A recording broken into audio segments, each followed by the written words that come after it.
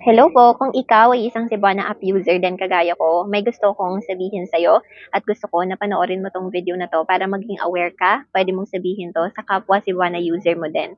Noong September 10, 2025 po, nagpadala ako sa mga magulang ko via Cebuana Luwilier Branch Pickup.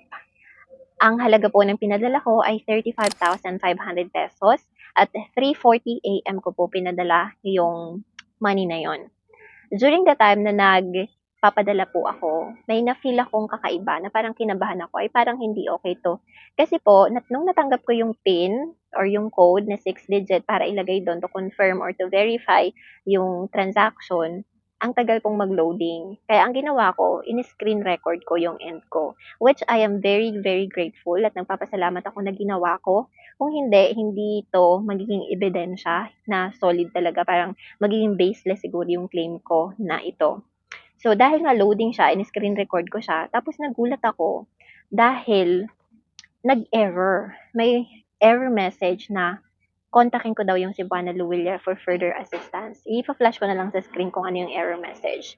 So, ang thinking ko, di ba, dahil may error message, kahit na may PIN code, ay hindi mag-go through. So, akala ko hindi nag-go through. Pero, nabawasan na ng 35,855 pesos ang aking balance. Tapos, nagtaka ako, sabi ko, ba't parang wala namang na-display? Kasi usually, 'di ba, pag nalagay na yung code, tapos na-process na siya, may mag-a-appear sa screen mo na like control number, reference number, and all those details. Pero yun, wala.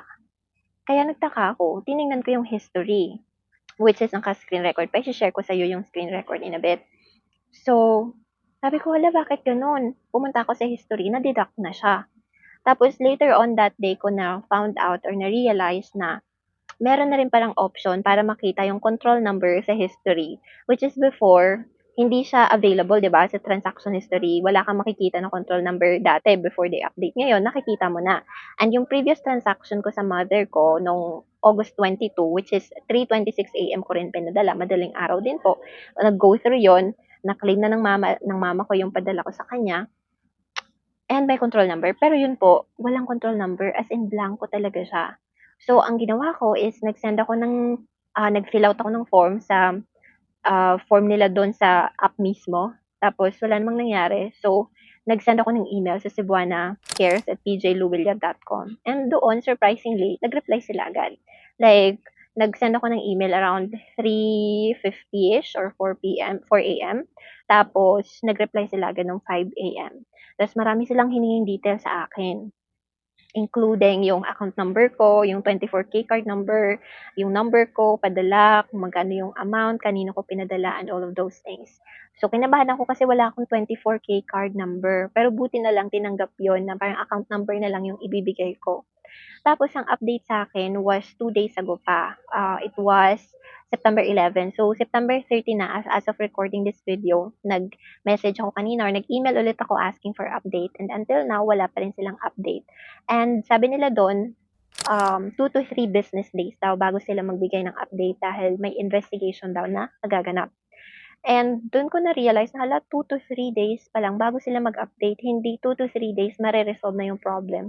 So as of now, namomroblema pa rin ako kasi yung pinadala ko na yun sa parents ko ay kailangan talaga nila pambili ng mga pagkain sa bahay, ganyan, tsaka pang construction na rin, pambayad sa mga labor and all that. Tapos kaninang umaga nag-follow up na si Papa, tinatanong kung okay na daw ba yung Cebuana, kung nakuha ko na yung control number. Sabi ko hindi pa at bibigay ko kaagad. Agad. Ngayon, the reason why I'm sharing with you ang video na to, hindi dahil gusto kong um, malungkot ka para sa akin. Siyempre kahit ako nalulungkot, pinaghirapan ko yun, pinag-ipunan ko yun, pinagpuyatan ko yun, tapos ganun lang ang mangyayari. Ang lesson dito is that lahat ng bagay talaga na akala natin reliable ay pumapalpak din pala. Even ang system na akala natin perfect na ay hindi pa rin pala talaga perfect. So maging maingat talaga tayo sa mga transactions na gagawin natin, maliit o malaki man ang halaga ng transaction. Kasi po, ang tingin ko nitong gagawin is that every time na magkakaroon ako ng transaction, mas maigi pang i-screenshot ko na lang per page o kaya naman i-screen record ko na lang para kung sakaling magkaroon ng aberya, meron akong enough na evidence para ma-resolve yung issue. So, hindi pa nga po ito resolved, pero I am hoping na maging okay na siya, and by Monday, hopefully, makapagpadala na ako ng control number para ma-claim na nila ito. And ayun, kung may similar experience ka kagaya nito, i-comment mo naman sa baba. Sabihin mo sa akin, or baka maka-boost yon ng aking hope na pumabor sa akin yung sitwasyon. So ayun, make sure na documented lahat ng mga pera padala ninyo, and make sure na mag-raise agad kayo ng concern the moment na na-encounter nyo yung ganong problem. Alam niyo yun, laging-lagi kong pinopromote yung Cebuana Luwilier. Free promotion, hindi ako binabayaran to promote their business, their company. Fan talaga nila ako, at yun mo, suki talaga ako, even like siguro 11, 12 years ago pa, 'di ba? So ganun kabata. Ganun ako like minor pa lang ako, customer na nila ako, ganun.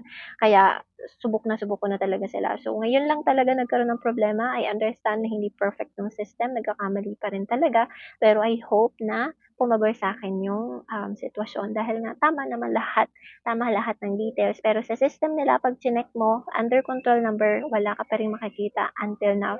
Everyday ko siyang chine-check, pero wala talaga akong makita. So yun, lesson learned na po ito sa atin, and sana 'wag kang magaya. Until next time po. Bye.